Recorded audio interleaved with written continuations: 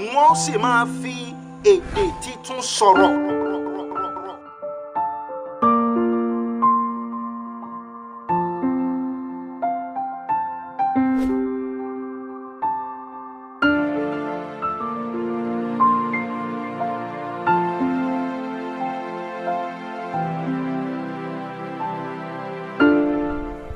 A kí wa káàbọ̀ sí orí ètò ẹ̀kọ́ bíbélì. Ẹ̀kọ́ bíbélì ní ètò tá a gbé kalẹ̀ láti ṣe àlàyé ọ̀rọ̀ Ọlọ́run kí òye ẹ̀kọ́ ọ̀rọ̀ Ọlọ́run tó yè kooro kó lè yé gbogbo ènìyàn. A tún tẹ̀síwájú lónìí lórí ẹ̀kọ́ ọ̀rọ̀ Ọlọ́run tí mo pe àkórí rẹ̀ ní ìtumọ̀ ìgbàlà. Ìtumọ̀ ìgbàlà. Ìwé Tímótì kejì orí 4 ẹsẹ̀ 15 Pọ́ọ̀lù àpọ́stélì ní àti pé láti ìgbà ọmọdé ni ìwọ Tímótì ló ti ṣe kíni ó ní ló ti mọ ìwé mímọ́ tó lè sọ di ọlọ́gbọ́n sí ìgbàlà nípa ìgbàgbọ́ nínú Jésù Kristi. Mo ti ṣàlàyé rẹ̀ fún wa wípé ọ̀nà kan ṣoṣo téèyàn fi lè di ẹni ìgbàlà náà ní ìgbàgbọ́ nínú Jésù Olúwa. Ohun tí ìwé mímọ́ tó sì jẹ́ àkójọpọ̀ àwọn ìwé láti inú ìwé Genesis dé Málákì, ohun tí àwọn ìwé mímọ́ yìí ohun tó dálé lórí nìyẹn, ìgbàlà nípa ìgbàgbọ́ nínú Jésù Olúwa. Pọ́ọ̀lù àpọ́stélì sì sọ́dọ̀ ìwé Róòmù orí 1 láti ẹsẹ̀ 14 yẹn, ó ní èmi kò tijú ìhìn rere Kristi nítorí pé agbára Ọlọ́run ni sí ìgbàlà fún olúkúlùkù ẹni tó gbàgbọ́, ní fún Júù ṣáájú àti fún Hélénì pẹ̀lú, nítorí láti inú rẹ̀ la fi òdodo Ọlọ́run hàn láti ìgbàgbọ́ dé ìgbàgbọ́ wá ní gẹ́gẹ́ bí àti kọ́ pé olódodo bí ó ṣe kéde olódodo yóò wà nípa ìgbàgbọ́. Ẹ̀rí so ìyẹn ni pé tí a kọ nínú ìwé mímọ́ òun náà ni Jésù Olúwa ṣe kéde olómúṣẹ nínú ipò àti àjíǹde rẹ̀. Ọ̀nà téèyàn ó sì fi gba iṣẹ́ láti Jésù ṣe yìí náà ní ìgbàgbọ́ nínú Jésù Olúwa tí a sọ̀rọ̀ rẹ̀ yìí. So mo sọ fún wa ní jẹjọ wípé kíni o wípé iṣẹ́ rí ìhìn rere Jésù Olúwa tó máa ń mú kéèyàn dẹni ìgbàlà yìí òun ni àwọn wòlíì ti sọ̀rọ̀ rẹ̀. Mo sọ fún wa mo ní àwọn wòlíì Dáfídì ọba sọ nínú àsọtẹ́lẹ̀ rẹ̀ nínú àwọn sáàmù yẹn, nínú àwọn orin Dáfídì, wòlíì Àsáyà sọ, wòlíì Jeremáyà sọ, wòlíì Èsíkíẹ́lì àti gbogbo àwọn wòlíì Sekaraya, Sefanaya, Málákì, Náhúmù, Ámósì, gbogbo wọn pátápátá ni wọ́n sọ kíni o ni wọ́n sọ̀rọ̀ nípa iṣẹ́ tí Jésù Olúwa yóò ṣe nípa ikú àti àjíǹde rẹ̀. Òun náà sì náà pè ní iṣẹ́ ìgbàlà yìí. Ẹ jẹ́ mọ̀ pé Bíbélì sọ kankan náà wé bẹ̀rù orí 1 tá a bá bẹ̀ sí wọn láti ẹsẹ̀ 1 yẹn, ó ní Ọlọ́run ẹni ní ìgbà púpọ̀ àti ní onírúurú ọ̀nà tó ti pàṣẹ àwọn wòlíì bá àwọn bàbá sọ̀rọ̀ nígbà ni. Ó ní ìkẹyìn ọjọ́ wọ̀nyí ó ló ti pàṣẹ ọmọ rẹ̀ bá wa sọ̀rọ̀. Ẹ̀rí ó ti pàṣẹ ta ní bá wa sọ̀rọ̀ ọmọ rẹ̀. So ó ní ìgbà púpọ̀ àti ní onírúurú ọ̀nà lọ́lọ́run fi bá àwọn kan sọ̀rọ̀. Àwọn bàbá tó ṣe ń sọ bẹ́ẹ̀ yẹn kì í ṣe àwọn bàbá tiwa o. Ẹ̀wọ́n tó bá ṣe pọ́ ọmọ Ògbómọ̀ṣọ́ ni ọ́, tàbí ọmọ Abẹ́òkúta ni ọ́, tàbí ọmọ àwọn ìlú wo ló tó wà nílẹ̀ Yorùbá, gbogbo náà la mọ àwọn ìlú tí ó wà nílẹ̀ Yorùbá, ṣùgbọ́n àwọn bàbá tí ó sọ pé Ọlọ́run ti pàṣẹ àwọn wòlíì bá sọ̀rọ̀ ńbẹ̀ yẹn kì í ṣe àwọn bàbá tiwa o, kì í ṣe àwọn bàbá wa ní Ìbàdàn tàbí àwọn bàbá wa l'Ákúrẹ́ tàbí àwọn bàbá wa ní Ìlọrin, ṣùgbọ́n àwọn bàbá àwọn ọmọ elédè Ísírẹ́lì ló ń sọ o. So ìyẹn ni pé àwọn tó ń sọ yìí làwọn tó gbélé ayé lórílẹ̀-èdè Ísírẹ́lì láti inú ìwé Genesis tó fi dé ìwé Málákì. So ó ní Ọlọ́run ẹni ní ìgbà púpọ̀ àti ní onírúurú ọ̀nà ó ń ti pàṣẹ àwọn wòlíì tí mo ṣẹ̀ mẹ́nu bà lẹ́ẹ̀kan nìyẹn, ó ń ti pàṣẹ wọn bá àwọn bàbá sọ̀rọ̀ nígbà náà.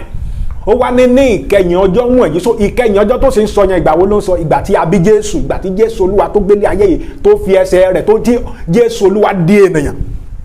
Jẹ́ mọ̀ pé nǹkan tí Bíbélì sọ níwèé ìwé Jòhánù orí 1 ẹsẹ̀ 14 nìyẹn, ó ní ọ̀rọ̀ di ara. Ó ti kọ́kọ́ sọ fún wa ní ẹsẹ̀ 1 wípé ní àtètèkọ́ṣe ni ọ̀rọ̀ wà pẹ̀lú Ọlọ́run ní ọ̀rọ̀ náà. Ẹsẹ̀ 14 yẹn ló wá sọ fún wa pé ọ̀rọ̀ di ara, ó sì ń bá wa gbé àṣewò ògo rẹ̀, ògo bíi ti ọmọ bébí kan ṣoṣo tó ti ọ̀dọ̀ bàbá wa kún fún oore ọ̀fẹ́ àti òtítọ́. So ìgbà tí Jésù Olúwa tó di ènìyàn, ẹ̀rí tí Ọlọ́run fúnra rẹ̀ di ènìyàn, ìgbà náà ló wá sọ pé ìtumọ̀ nǹkan tó sọ ní ẹsẹ̀ 2 ìwé Hébérù orí 1 nìyẹn, ó ní ó ti pàṣẹ, ó ní ìkẹyìn ọjọ́ wọ̀nyí ó ti pàṣẹ ọmọ rẹ̀ bá wa sọ̀rọ̀, ó ti pàṣẹ ọmọ rẹ̀ bá wa sọ̀rọ̀. Ó wá sọ kankan, ó ní ẹni tí ó fi ṣe ajogún ohun gbogbo nípasẹ̀ ẹni tí ó dá àwọn ayé pẹ̀lú. Ìyẹn ni pé nípa Jésù Olúwa ní kíni o la dá ayé. So ẹ jẹ́ mọ̀ pé nǹkan tí Jòhánù àpọ́stélì sọ níwèé Jòhánù orí 1 yẹn náà nìyẹn, ó ní kò sì sí ohun tí a dá bí kò ṣe nípasẹ̀ rẹ̀. So kí ni ìtumọ̀ pé ó sọ pé a fi Jésù Olúwa ṣe ajogún ohun gbogbo? Ẹ jẹ́ mọ̀ pé ó ti kọ́kọ́ sọ ní ẹsẹ̀ 1 wípé Ọlọ́run fi onírúurú ọ̀nà àti oríṣiríṣi ọ̀nà ló fi ń bá àwọn bàbá sọ̀rọ̀. Ó wá fi Jésù ọmọ rẹ̀ yẹn, tàbá ti rí Jésù náà ni ọmọ tó ń sọ ńbẹ̀ yẹn. So ó ní nípasẹ̀ Jésù yẹn ó ti wá bá wa sọ̀rọ̀ níkẹyìn ọjọ́ yìí. Ó wá ní ó fi Jésù yẹn sí ajogún gbogbo. So ajogún kéne gangan yẹn ni pé ajogún gbogbo táwọn wòlíì yẹn ti sọ. Ẹ̀rí so ìtumọ̀ pé Jésù jẹ́ àjogún ohun gbogbo náà ni pé Jésù jẹ́ ìmúṣẹ ohun gbogbo tí Ọlọ́run gbẹnu àwọn wòlíì sọ fún àwọn baba yẹn. Ẹ̀rí ìyẹn ni pé láti inú ìwé Genesis ohun gbogbo tá a ti sọ nípa iṣẹ́ ìgbàlà tí Ọlọ́run yóò ṣe, ẹni tó jẹ́ Jésù yìí, Jésù ti Násárẹ́tì yìí, òun ló ṣe kíni o, òun ló mú gbogbo rẹ̀ wá sí ìmúṣẹ. Ẹ̀rí òun ló ṣe kíni ló mú gbogbo rẹ̀ wá sí ìmúṣẹ. Ìgbà tó wá di ẹsẹ̀ kẹta ó ní ẹni tí ń ṣe ìtànṣán ògo rẹ̀ àti àwòrán òun tìkára rẹ̀. Ẹ̀rí tó pe Jésù Olúwa ní ìtànṣán ògo Ọlọ́run, òun ni àwòrán Ọlọ́run. Ẹ jẹ́ mọ̀ pé nǹkan tí Jòhánù mọ̀ tó sọ nínú ìwé Jòhánù orí kìíní ẹsẹ̀ kejìdínlógún yẹn náà nìyẹn. Ẹ̀gbọ́n kan tó sọ ni ó ní kò sí ẹni tó rí Ọlọ́run rí ṣùgbọ́n ọmọ bíbí kan ṣoṣo tó ti ọ̀dọ̀ baba wá, tàbí ṣùgbọ́n ọmọ bíbí kan ṣoṣo tó wà lókun àjà baba, Ọlọ́run ló ṣe kíni, òun ló fi Ọlọ́run hàn. So Jésù Olúwa, yàtọ̀ sí pé Jésù Olúwa ó kú fún ẹ̀ṣẹ̀ ènìyàn, yàtọ̀ sí pé Jésù Olúwa ó jíǹde kúrò nínú òkú láti jẹ́ kí iṣẹ́ ìgbàlà yìí kó lè dé ìní gbogbo ènìyàn láyé, á wá rí pé nǹkan pàtàkì nínú èrèdí ìwàsáyé Jésù náà ni láti fún wa ní ìfihàn bí Ọlọ́run ṣe jẹ́ gangan. So ó pe Jésù Olúwa ní ìtànṣán ògo Ọlọ́run, yẹn ni pé gbogbo nǹkan tá a bá fẹ́ lọ pa Ọlọ́run inú ibo láti rí o, inú Jésù Olúwa ni. So inú Jésù kìí ní ó ní ó tún wá sọ kankan ní ẹsẹ̀ kẹta yẹn, ó ní lẹ́yìn ìgbà tó ṣe ìwẹ̀nù ẹ̀ṣẹ̀ tán ó jókòó ní ọwọ́ ọ̀tún ọláńlá lókè. So Jésù Olúwa á wá rí pé èrèdí ìwàsáyé rẹ̀ ohun gbogbo tó ṣe náà ni pé láìsí kíni o, láti wẹ ẹ̀ṣẹ̀ ènìyàn nù. ẹ̀jẹ̀ mọ̀ pé nǹkan tí áńgẹ́lì yẹn sọ fún Màríà tàbí tó sọ fún Jósẹ́fù ní ìwé Mátíù orí kìíní nìyẹn, Mátíù orí kìíní ẹsẹ̀ kọkànlélógún, ó ní àwọn mọ̀ pé ó ní yóò sì bí ọmọkùnrin kan, àwọn mọ̀ pé orúkọ rẹ̀ ní Jésù nítorí pé òun ni ó gba àwọn èèyàn rẹ̀ là kúrò nínú ẹ̀ṣẹ̀ wọn. Ìtumọ̀ gbàlà nìyẹn o. So nǹkan alákọ̀ọ́kọ́ tí mo fẹ́ ká dè mú nínú ẹ̀kọ́ yìí náà ni wípé èrèdí ìwàsáyé Jésù, èrèdí iṣẹ́ ìgbàlà yẹn náà ni kíni o, láti gba ènìyàn kúrò nínú ẹ̀ṣẹ̀ gangan ló ṣe kíni o, òun ni òun ló mú kí Jésù Olúwa òun ló mú kó jọ̀wọ́ ara rẹ̀, ẹ̀rí láti pé kó kú àti pé láti pé kó ṣe kíni o, kó jíǹde ní ìjọ́ kẹta. So ohun tí ìwé mímọ́ tó dá lé lórí ilé lẹ́yìn, ẹ jẹ́ mọ̀ pé Paul Àpọ́sítélì sọ fún wa náà ní ìwé Róòmù yẹn, Róòmù orí 16 láti ẹsẹ̀ 15 ẹgbọ́n nǹkan tó sọ, ó ní ǹjẹ́ fún ẹni tí ó lé agbára láti fi ẹsẹ̀ yín múlẹ̀ gẹ́gẹ́ bí ìhìnrere mi àti ìwàásù Jésù Kristi, gẹ́gẹ́ bí ìṣípayá ohun ìjìnlẹ̀ tí a pamọ́ láti ìgbà ayérayé. So Paul sọ fún wa bẹ́yẹ wípé ohun ìjìnlẹ̀ kan wà tá a ṣe kíni o, tá a ti pamọ́ láti ìgbà ayérayé. Kí sì ni ohun ìjìnlẹ̀ yẹn? Ó sọ fún wa wípé ìṣípayá ohun ìjìnlẹ̀ yìí ni ìwàásù ìhìnrere tó ń wàásù fún àwọn ìjọ yìí ní Róòmù.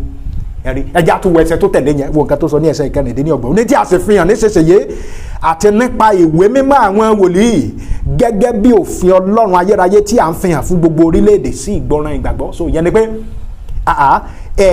gbogbo nǹkan tí Paul sọ pé ó jẹ́ ohun ìjìnlẹ̀ yẹn tóun sì wá ń wàásù rẹ̀ gẹ́gẹ́ bí ìfihàn tàbí gẹ́gẹ́ bí ìrere Jésù Olúwa yẹn, ó jẹ́ ohun tí a ti ṣàkọsílẹ̀ rẹ̀ nínú ìwé àwọn wòlíì, nínú ìwé mímọ́.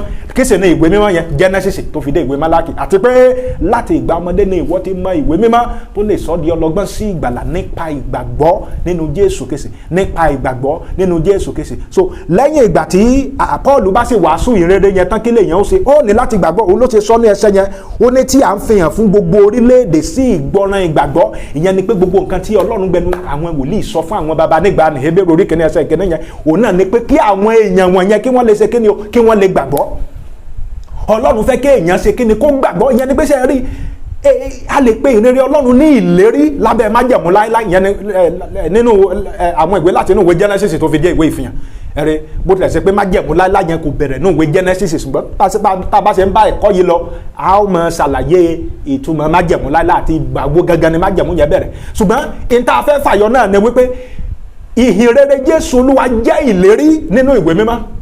Ó jẹ́ ìlérí nínú ìwé Genesis tó fi dé ìwé Málákì, ó wá jẹ́ ìmúṣẹ lẹ́yìn ìgbà tí Jésù Olúwa tó jíǹde kúrò ní òkú. So ìyẹn ni pé àwa tá a ti di ẹni ìgbàlà lónìí, bó la ṣe dẹni ìgbàlà? Ìgbàgbọ́ wa la fi dẹni ìgbàlà. Ìwé Róòmù orí 10 ẹsẹ̀ 9 ó ní ṣùgbọ́n kí ni ó wí? Ọ̀rọ̀ náà wà létí ọ̀dọ̀ rẹ, lé ẹnu rẹ àti ilé ọkàn rẹ. Ọ̀rọ̀ ìgbàgbọ́ ọ̀nà tí àwa wàásù pé tí ìwọ bá fi ẹnu rẹ jẹ́wọ́ Jésù ní Olúwa tó o sì gbàgbọ́ nínú ọkàn rẹ wípé Ọlọ́run ṣe kí ni, ó jí Jésù dìde kúrò nínú òkú, a ó gbà ọ́ là. So in tó sọ wá dẹni ìgbàlà náà ni pé a ṣe kí ni, a gbàgbọ́ pé lóòótọ́ ẹnìkan kú fún ẹ̀ṣẹ̀ mi, ó sì jíǹde ní ìjọ́ kẹta, ló bá dẹni ìgbàlà. Ṣùgbọ́n àwọn kan ti ń gbọ́ ìròyìn yẹn náà kí Jésù Olúwa kó tilẹ̀ tó dé. báwo làwọn ṣe gbọ́ ìròyìn yẹn, bó ni ìròyìn yẹn, báwo la ṣe wàásù ìyìn rere yẹn fún wọn. A wàásù rẹ̀ gẹ́gẹ́ bí ìlérí ohun tí Ọlọ́run ó ṣe. Ọlọ́run fẹ́ gba èèyàn lá, Ọlọ́run ó jí ọmọ rẹ̀ dìde ní ìjọ́ kẹta o. So bí àwọn yẹn bí wọ́n báwa ṣe gbàgbọ́ lónìí náà làwọn yẹn náà ṣe kí ni wọ́n ṣe ní láti gbàgbọ́. Abalajọ tí Paul ṣe sọ ní ìwé Róòmù orí kìíní yẹn, lẹ́yìn ìgbà tó sọ pé wọn ò tijú ìrere Kristi torí pé agbára Ọlọ́run ní fún sí ìgbàlà fún olúkúlùkù ẹni tó gbàgbọ́, ó ní fún Jóò ṣáájú àti fún Élénì pẹ̀lú, ó ní láti inú rẹ̀ la fi òdodo Ọlọ́run hàn láti ìgbàgbọ́ dé ìgbàgbọ́, láti ìgbàgbọ́ dé ìgbàgbọ́. Olúwa ní gẹ́gẹ́ bí a ti kọ pé olódodo yóò wà nípa ìgbàgbọ́. Kí ni ìtumọ̀ láti ìgbàgbọ́ dé ìgbàgbọ́? Ìyẹn ni pé oríṣi ìgbàgbọ́ méjì ló wà o. Ìgbàgbọ́ alákọ̀ọ́kọ́ ni ìgbàgbọ́ àwọn aṣáájú nínú ìwé mímọ́. So àwọn kan náà gbàgbọ́ nínú Jésù bó tilẹ̀ ṣe pé wọn ò tí ì rí Jésù sójú. Wọ́n gbàgbọ́ nínú ìlérí Ọlọ́run bó tilẹ̀ ṣe pé wọn ò ṣe kí ni wọ́n tí ì rí ìmúṣẹ ìlérí yẹn, òun ló ṣe pè ní láti ìgbàgbọ́ dé ìgbàgbọ́. So má gbàgbé nǹkan tó sọ ní ẹsẹ̀ yẹn, ó ní nínú ìhìn rere tàbí nínú ìre Jésù Olúwa ni òdodo Ọlọ́run wà. Ìyẹn ni pé ṣe rí tá a bá wọnú ìwé mímọ́, tá a bá wọnú Genesis tó fi dé ìwé Málákì, a ó rí bí Ọlọ́run ṣe máa ń fi òdodo rẹ̀ fún ènìyàn.